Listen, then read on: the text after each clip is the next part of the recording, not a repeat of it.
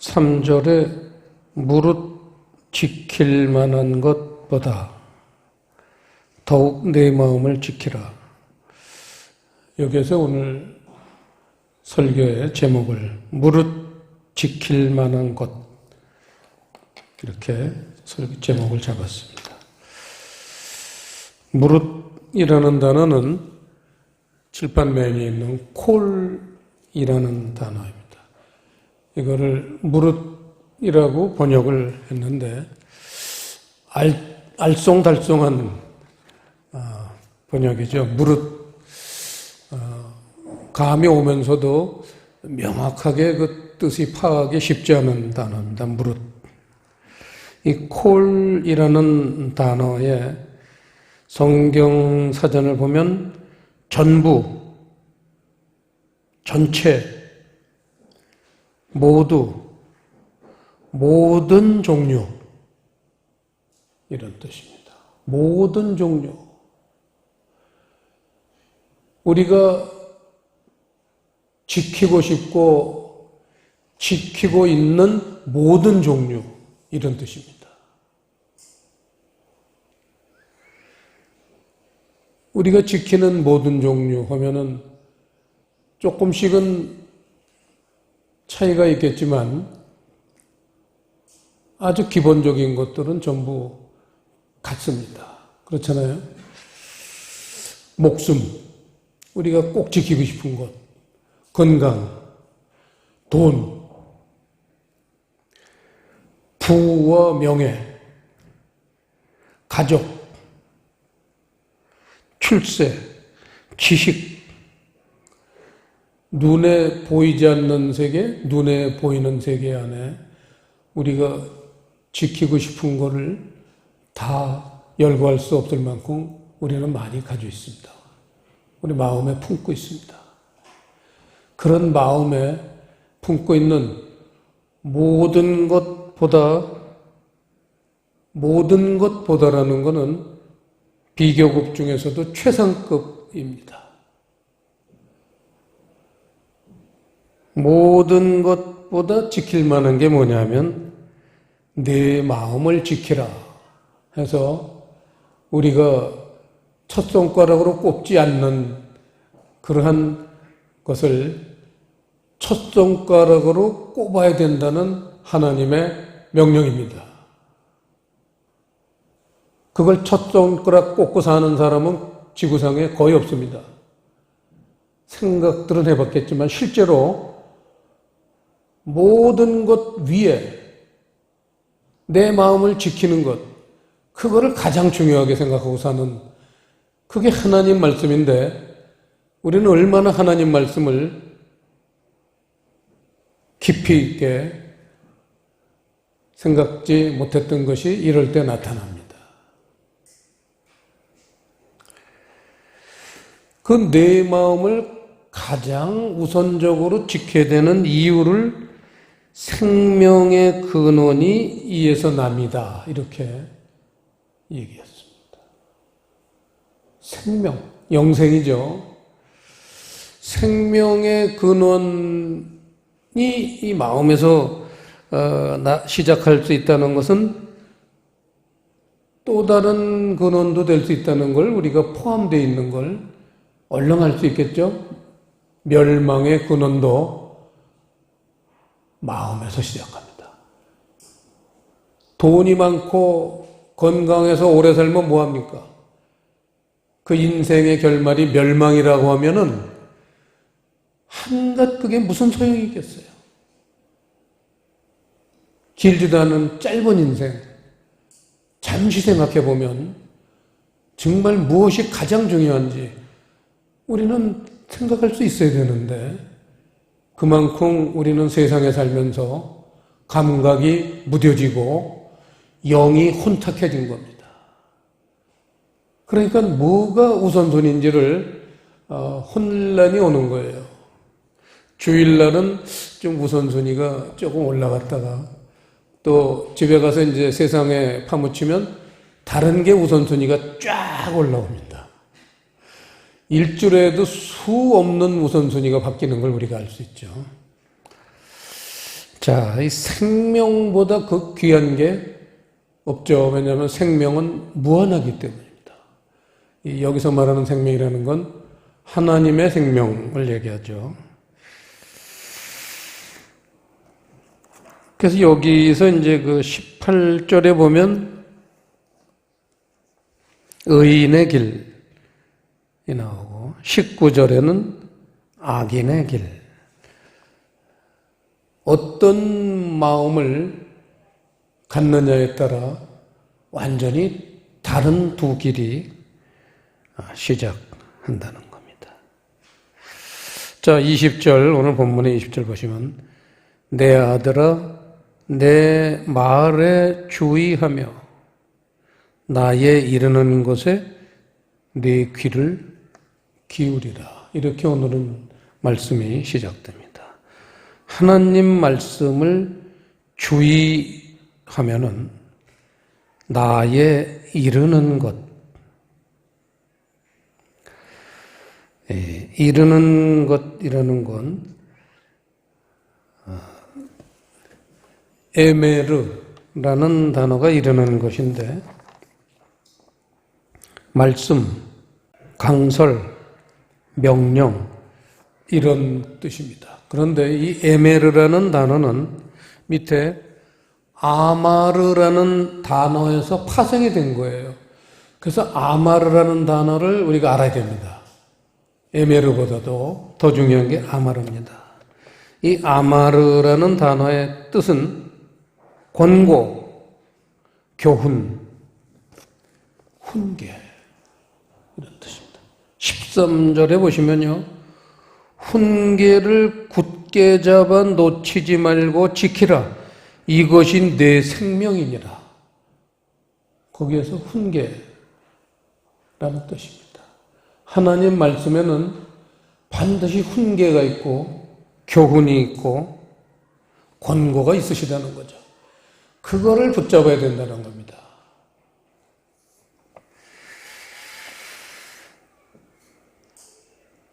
그렇지 않으면은 14절에 사특한 자가 될 수 있고 악인의 길로 다닐 수밖에 없다. 그래서 이 훈계를 굳게 잡은 사람들은 피하게 된다는 겁니다. 15절에 그 길을 피하고 지나가지 않게 된다. 이게 하나님 말씀을 통해서 훈계를 받는 자와 받지 않는 자 차이입니다. 훈계를 좀 더 강하게 표현하면 경고입니다. 하나님 말씀 속엔 항상 경고가 들어있습니다. 이 경고를 받는 사람과 받지 않는 사람은 그 길이 180도 다르다는 것을 오늘 말씀하고 계십니다. 그러면 이런 말씀의 어떤 위력 때문에 그런가? 오늘 말씀은 저희가 본문을 20절에서 23절만 읽었지만 실제로는 1절부터 27절 끝까지 오늘 잠언서 4장 강해입니다. 저희 교회 설교는 강해 설교입니다. 무슨 감동을 그냥 벼락같이 주고 울렸다 웃겼다 그런 설교가 절대 아닙니다. 그게 없다고 서운해하는 사람이 있던데 그런 교회 다니시면 돼요. 그런 교회. 전 전혀 말리지 않습니다. 저희 교회는 그렇게 마음을 그냥 뜨겁게 했다가 차갑게 했다가 그런 말씀이 선포되는 교회가 아니에요. 강해 설교예요. 한 줄 한 줄을 통해서 주님의 교훈을 우리가 깨닫게 하는 그런 말씀을 주시는 교회예요. 그건 제가 결정하는 건 아니에요. 저를 그렇게 쓰고 계세요. 그렇기 때문에 그렇게 설교하는 것에 대해서 불만이 있는 사람들은 그런 다른 교회로 옮기시면 돼요. 저는 조금도 서운해하지 않습니다. 4장 1절 한국에서 강해 설교라는 교회가 거의 없습니다. 강해 설교는 아무나 할 수가 없어요. 제목 설교는 누구나 할 수 있어요. 자기 은혜 받은 거 집어넣으면 되니까 거기다. 예화 집어넣고 그러면 뜨겁게 했다가 그냥 차갑게 했다가 울렸다 웃겼다 큰 감동이 되고 은혜 받았습니다. 그 말이 꼭 나옵니다. 제목 설교는 교회는 반드시 설교 끝나면 목사님 은혜 받았습니다. 이렇게 얘기합니다.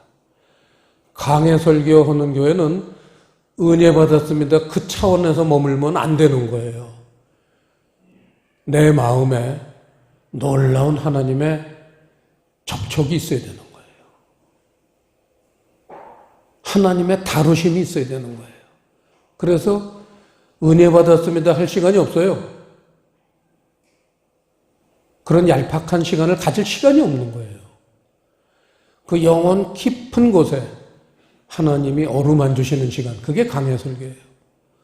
우리나라 최고의 강해설교 대가가 이동원 목사님이셨습니다. 그 다음에 하영조 목사님이셨습니다. 저는 그 두 분에게 평생을 배웠습니다.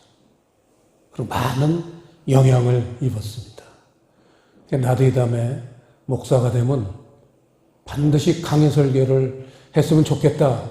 이런 마음을 먹었는데 그 마음을 먹었다고 된 건 아니지만 주님이 강해설교를 하게끔 인도하고 계세요. 그래서 여러분들은 그 강해설교는 그렇게 갑자기 뜨거워지거나 그런 게 없어요. 하지만 그 교훈이 있는 거예요. 그 속에 훈계가 있고 그 속에 명령이 있어요. 사람마다 다 받아들이는 스코프가 다를 테고 강도도 다를 겁니다. 그러니까 그거는 여러분의 몫이에요. 저는 선포만 하는 거예요. 여러분들이 선포되는 그 말씀을 통해서 어떤 사람들은 놀라운 하나님의 그런 섭리를 마음껏 받아들여가지고 하나님이 아주 기뻐하시는 그런 모습으로 성숙해지는 사람도 있는가 하면 크게 받아들이지 못해서 약간 조금만 은혜를 받는 사람도 있을 겁니다. 그건 제가 어떻게 못해요. 그건 제 권한 밖의 일입니다. 저한테 큰 영향을 입히길 원하신다면 그건 제 권한 밖이기 때문에 사도 바울도 그렇게 못했어요. 사도 바울도 강해 설교하신 분이에요. 조목 말씀하시잖아요. 그럼 거기서 크게 감동받는 사람도 있는가 하면 또 졸고 다락에서 떨어져서 심지어는 죽는 사람도 있고 천차만별이에요. 그건 사도 바울도 어떻게 못했습니다. 그건 그 누구도 어떻게 못해요. 예수님도 말씀하실 때 어떻게 못하셨어요. 덤비는 사람은 끝까지 덤볐어요. 예수님이 말씀하시는데도. 하지만 은혜 받는 사람들은 크게 은혜를 받고 많이 변화가 일어납니다. 병도 고치고 놀라운 하나님의 사람이 되는 그런 기적도 일어나지만 많은 사람들은 조금도 변화를 받지 못하고 그 대표적인 예가 바리새인이죠. 바리새인은 예수님이 말씀하실 때마다 그냥 우라가 치밀고 그냥 공격하고 싶고 죽이고 싶고 내가 하는 말씀하고 다른 세계를 얘기하니까 죽이고 싶은 거예요. 그래서 바리새인들은 끝까지 죽이고 싶어도 결국은 죽였잖아요. 본디오 빌라도에게 넘겨서 죽이게끔 만든 그런 장본인이 누구냐면 바리새인이에요. 그 바리새인 중에는 종교 지도자도 있고 장로들도 있고 그 당시에 훌륭한 믿는 사람이라고 이스라엘 백성들에게 존경을 받던 대부분의 사람들입니다. 오늘날도 이렇게 교회에서 뭔가 인정받고 존경받는 분들이 예수님을 대적하지 않을 거라는 착각은 하지 마세요. 누구보다도 가장 먼저 대적할 사람들은 지도자급입니다. 목사님들, 장로님들이 가장 예수님을 대적할 거예요. 강해 설교를 가장 대적할 장본인들이 바로 그런 사람들입니다. 내가 알고 있는 말씀하고 다른 것 같거든요. 그래서 죽이고 싶은 거예요. 예수님을 왜 죽였겠어요? 자기들이 알고 있는 율법의 말씀하고 다른 얘기를 하잖아요. 그게 이단이라고 생각해 죽인 거예요.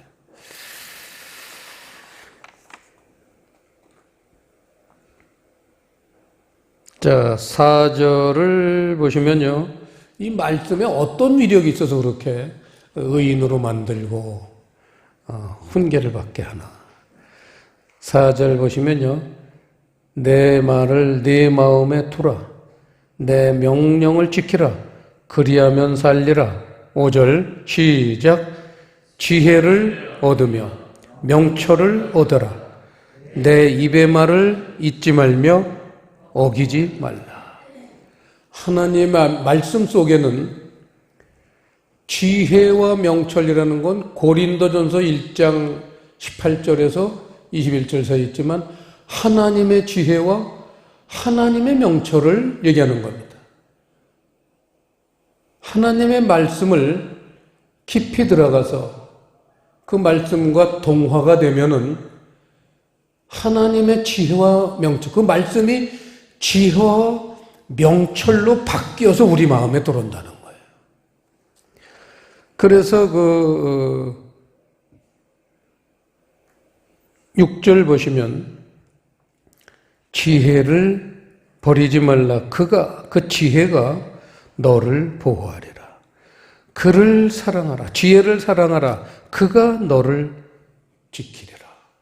말씀이 우리를 보호하고 우리를 지키는 그 실제적인 부분은 그 말씀 속에 있는 하나님의 지혜와 하나님의 명철이 우리를 보호하고 지키신다는 겁니다.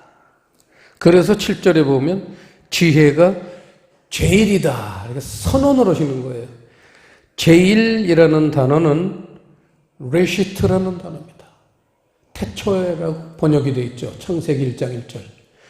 지혜가 태초라는 거예요. 하나님이 세상 모든 만물을 지으실 때 뭐가 지었느냐? 지혜가 지으신 거예요. 말씀 속에 있는 지혜가 우주 만물을 지으시고 나도 지으신 거예요. 그러니까 그 지혜를 우리가 존경하고 받아들이면 우리를 지켜주시고 보호하시고 인도하신다는 겁니다. 9절, 8절 보시면 지금 지혜입니다. 주어가. 그를 높이라. 그리하면 그가 너를 높이 들리라. 만일 그를 품으면 그가 너를 영화롭게 하리라. 그가 아름다운 관을 내 머리에 두겠고 영화로운 면류관을 내게 주리라 하였느니라. 10절 시작. 내 아들아 들으라. 내 말을 받으라. 그리하면 내 생명의 해가 길리라. 지금 무릇 지킬 만한 것이 많았지만 하나님의 말씀을 우리 마음에 지키라는 이유가 그 지혜와 생명을 우리 마음 속에 지키라는 그러한 내용입니다. 자, 그래서 하나님의 그 말씀의 지혜와 명철을 우리가 잘 그렇게 따르면 그게 이제 훈계가 되고 명령도 되고 교훈도 되고 그렇다는 거죠.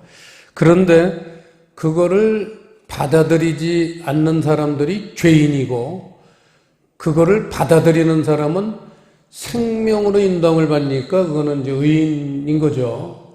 자, 그래서 이제 오늘 이 말씀의 가장 핵심적인 거는 이런 말씀들을 우리가 깊이 묵상을 하지 못하고 사는 건 사실입니다.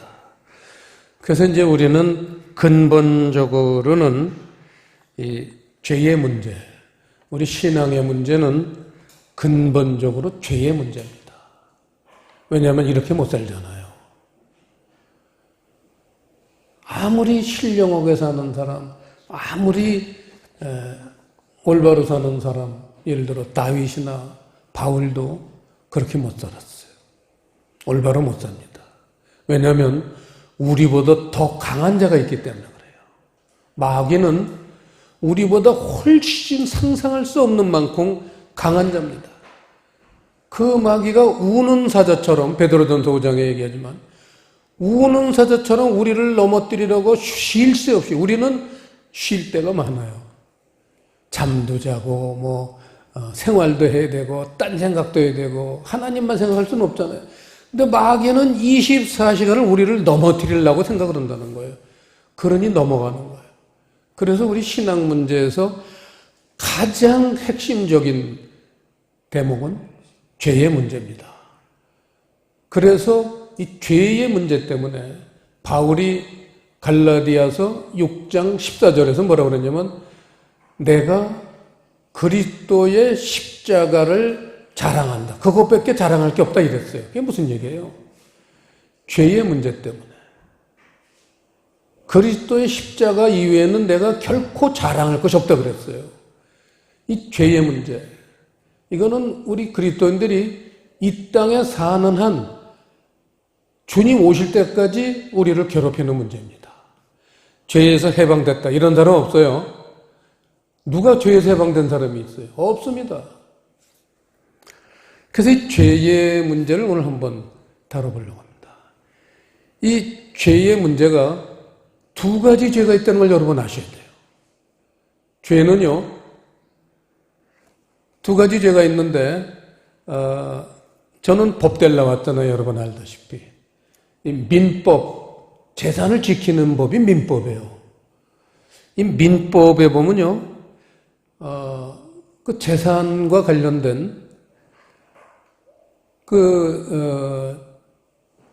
죄가 두 가지가 있는데, 자귀와 부자귀. 아주 이 민법에서 굉장히 가장 중요하게 다루는 게 자귀와 부자귀입니다.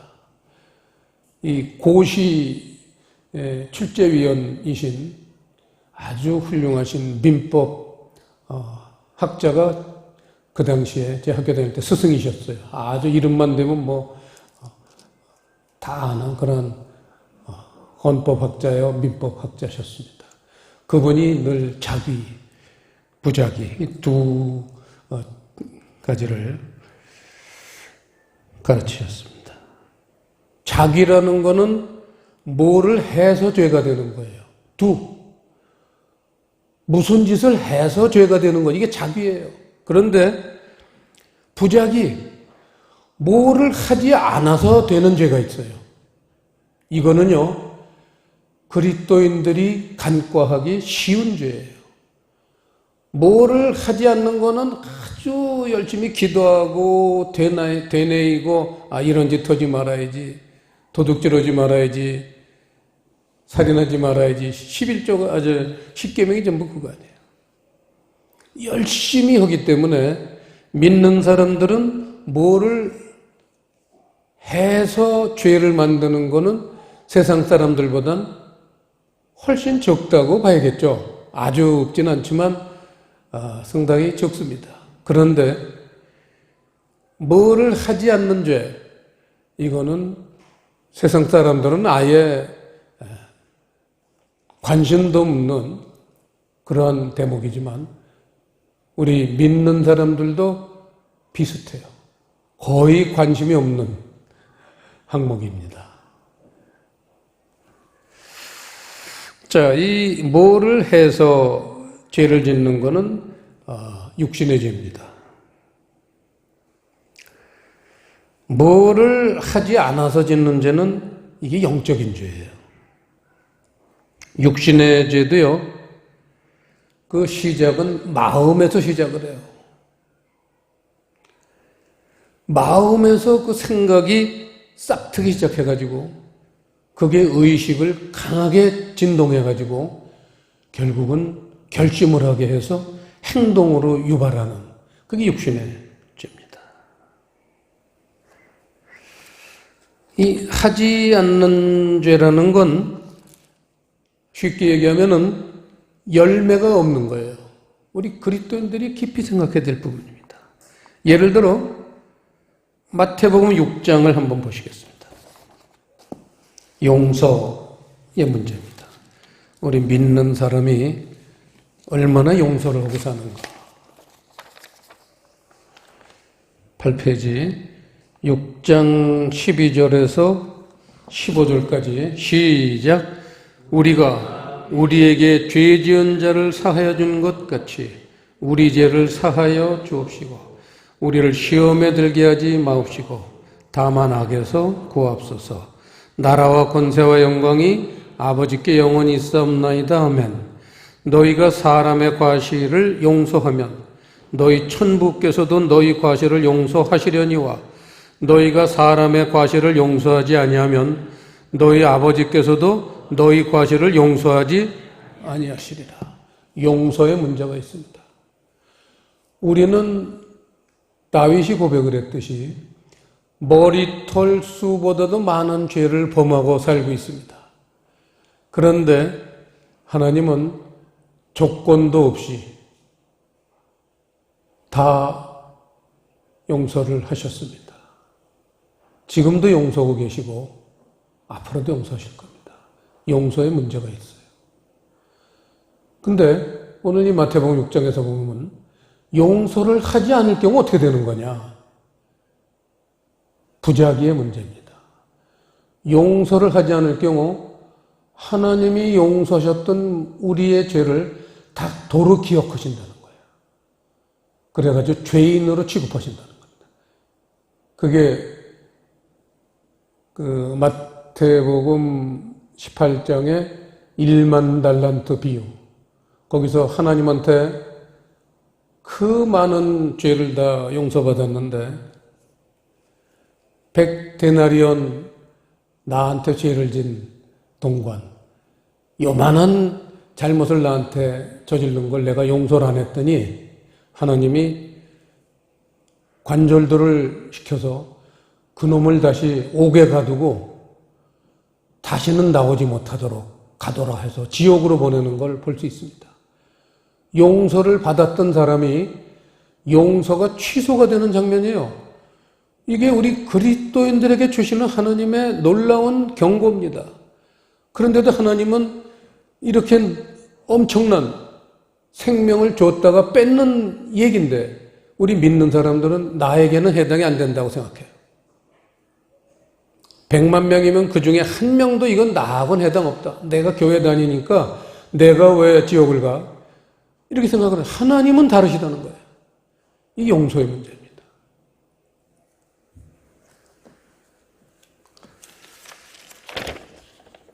긍휼의 문제가 있습니다. 야고보서 2장 보시겠습니다. 13절 시작. 긍휼을 행하지 아니하는 자에게는 긍휼 없는 심판이 있으리라. 긍휼은 심판을 이기고 자랑하느니라. 하나님이 종말 때 모든 사람을 한 사람씩 심판하십니다. 그 심판할 때 심판을 이기는 덕목이 뭐냐? 긍휼이라는 거예요. 내가 이 세상 살면서 남에게 긍휼을 베풀지 않았다. 불쌍히 여기지 않았다. 그냥 잘못하면 그냥 시비나 걸고 따지고 용서를 안 했다. 긍휼. 불쌍히 여기는 마음이 없었다. 그러면 이 다음 심판할 때 그 사람에게는 불쌍히 여기는 마음을 싹 거두신다는 거예요, 하나님이. 그래, 여러분 생각하세요. 우리가 하루 종일 살면서, 평생을 살면서 사사건건 하나님이 긍휼히 여기시고 불쌍히 여기는 것 때문에 우리가 존재하는 거지. 만약에 우리를 불쌍히 여긴다고 생각하고 그 부분이 없다고 생각해 보세요. 우리가 몇 초나 버틸 수 있습니까? 근데 우리가 그 엄청난 하나님에게 긍휼을 그렇게 거저 입으면서 남에게 그런 긍휼을 베풀지 않는다. 이거는 하나님이 정말 싫어하시는 상황이죠. 이와 마찬가지로 이게 부작위, 하지 않으면 죄가 되는 게 자비, 이해, 관용, 사랑, 희생, 성결, 성령의 열매들이죠. 이 성령의 열매를 맺지 못하면 하나님은 그러한 열매 없는 사람으로 취급을 하셔서 심판을 하신다는 겁니다. 자, 그래서 이 열매, 성령의 열매죠. 성령의 열매를 맺는 게 우리 그리스도인들에게는 가장 중요한, 죄의 열매를 맺지 말고 성령의 열매를 맺어라. 이게 오늘 말씀의 사실은 하이라이트 그 주제입니다. 죄의 열매를 맺지 말고 성령의 열매를 맺어라. 자, 그러면 성령의 열매는 어떻게 해서 맺을까요? 이렇게 질문하면 막막해집니다, 갑자기. 하지만 말씀을 쭉 가만히 이렇게 묵상해 보면요, 아주 쉬운 해법을 하나님이 설명하신 게 뭐냐면 씨 뿌리는 비유예요. 마태복음 13장에 씨 뿌리는 비유를 보시면요, 씨를 뿌리고 그거를 마귀의 유혹을 물리치고 내 마음에서 잘 가꾸면 30배, 60배, 100배의 열매를 맺는데 이게 성령의 열매예요. 그러니까 성령의 열매를 맺는 비결은 두 가지도 없어요. 하나에 뭐예요? 씨를 뿌려야 돼요. 그래서 오늘 잠언서 4장도 내 마음에 내 말을 두라 그랬던 거예요. 씨 뿌려라 그 얘기예요. 씨 뿌리는 거 말고는 다른 어떤 방법을 주신 적이 없어요. 근데 많은 믿는 사람들이 하나님 말씀의 우선순위가 저 밑에 있고 기도를 해야 되겠고 축복을 받아야 되겠고 우선순위 1, 2, 3, 4, 5, 6, 7, 8 쭉 내려가서 말씀의 중요성은 한 50이 밖에 있어요. 100위 안에나 들면 다행이에요. 하루에 말씀을 얼마나 보십니까? 성경을 몇 초나 보세요. 말씀을 얼마나 깊이 새깁니까? 그거예요. 하나님 말씀하고는 전혀 다른 세계에서 우리는 살고 있습니다.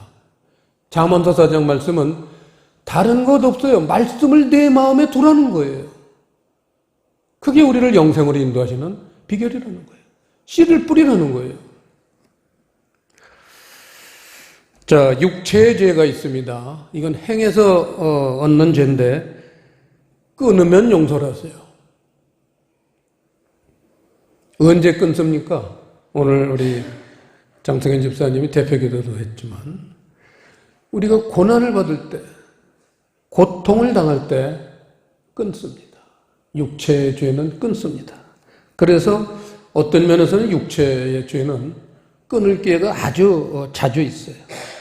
그 요한복음 8장에서도 간음하는 여인이 그 간음 현장에서 바리새인들한테 붙들려가지고 현행범으로 동네 마당 한가운데 지금 무릎 꿇리고 온 동네 사람들이 삥 둘러서서 돌멩이를 들고 여자를 돌로 쳐서 죽이려고 율법을 행하는 겁니다. 신성한 율법을, 하나님 법을 집행하는 거예요. 그걸 죽이려고 하니까 그 여인 입장에서 볼 땐 혼이 나갔겠죠. 고통이 심하다 못해 고통이 없어졌을 거라고 생각합니다. 그 정도 되면요, 고통이 없어졌을 거예요. 너무 고통이 심해서. 무슨 마약을 먹은 사람처럼 얼마나 고통과 그 고난이 극에 달했겠습니까? 이미 그때 그 여인은 그 죄에 대한 큰 반성과 성찰이 뒤따를 수밖에 없겠죠. 죽는데 하하 나 죽여라 그럴 사람이 있겠습니까? 그러니까 결국은 예수님이 나중에 너를 정죄하던 사람이 있느냐? 다 도망갔어요. 예수님이 뭐라고 쓰셨어요? 땅에다. 죄 없는 자부터 돌로 치라 그랬잖아요. 죄 없는 돌이 있어요. 죄 없는 돌. 진리의 말씀이죠. 진리의 말씀으로 그 사람을 가르치라. 그걸 이제 죄 없는 자부터 돌로 치라 그랬는데 다 도망갔습니다.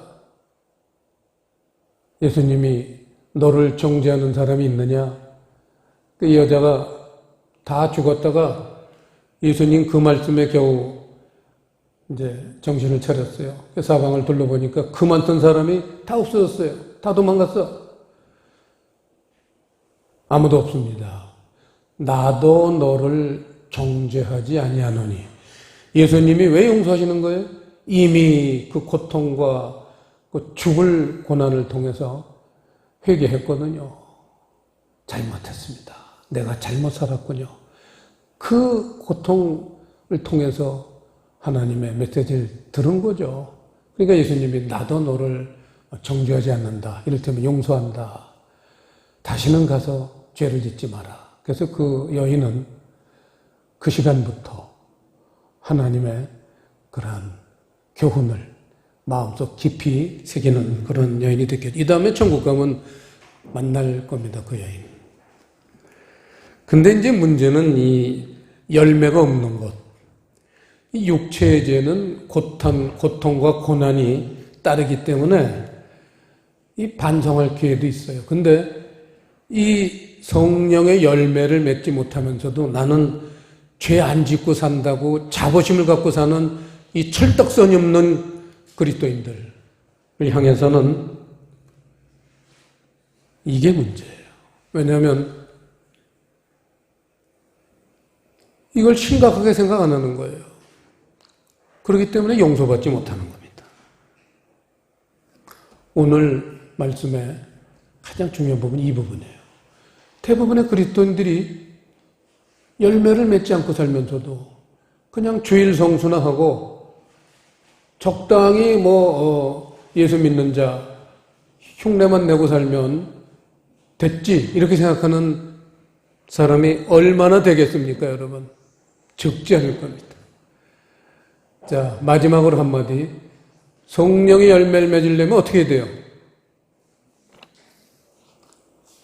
갈라디아서 5장에 보면 육신의 일, 성령의 일, 육신의 소욕, 성령의 소욕, 육신의 일, 성령의 열매에 대해서 아주 상세하게 저희들에게 설명을 합니다. 그 해답이 뭐예요?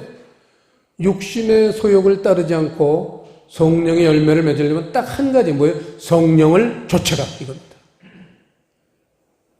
저번에 이수지 전도사님이 그 성령 충만을 받기 위해서 우리 자매들이 그렇게 기도를 하기 시작했는데 그 비법이 뭐냐고 저한테 물어봤어요. 성령 충만을 받는 비법은 아주 간단해요. 성령을 쫓으면 돼요. 세상을 쫓지 말고 성령을 쫓으면 해결되는 거예요.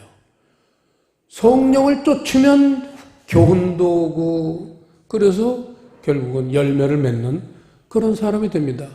신앙생활은 복잡하진 않아요. 세상을 쫓는 건 마귀를 쫓는 거예요. 마귀를 쫓으면 육체의 열매를 맺습니다. 그래서 멸망당하는 거예요. 모두가 성령을 쫓으시는 분들 되시길 바랍니다. 기도하겠습니다. 아버지 하나님, 오늘 잠언서 4장 무릇 지킬 만한 것보다 하나님의 말씀을 그 마음속에 두고 지키라는 그 깊은 의미를 깨닫게 해주셨으니 이 교훈이 우리들 각 사람에게 귀한 영혼의 양식이 되도록 인도해 주시옵소서. 예수님 이름으로 기도드리옵나이다.